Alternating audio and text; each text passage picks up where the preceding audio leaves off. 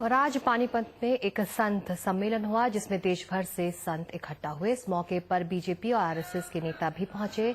हाल ही में आतंकवादी घटनाओं में कुछ संतों का नाम सामने आने के बाद इस सम्मेलन पर भी इसका असर दिखाई दिया। आरएसएस प्रमुख के सुदर्शन ने कहा कि जो हिंदुओं को आतंकवादी कह रहे हैं उनकी मानसिक स्थिति ठीक नहीं है। हमारे प्रधानमंत्री कहते हैं कि इस देश के अंदर जितने संसाधन हैं उस पर पहला अधिकार मुसलमानों का है। क्यों भैया, वो कि हमारे दामाद हैं क्या? अधिकार सबका है, केवल उनका क्यों? आप ये कहते कि इसके ऊपर सबका अधिकार है क्योंकि इस देश के जितने भी लोग हैं सबका उसके अंदर अधिकार है, उसमें सभी आते हैं। वहीं बीजेपी अध्यक्ष राजनाथ सिंह ने कहा कि बीजेपी संतों का अपमान बर्दाश्त नहीं करेगी।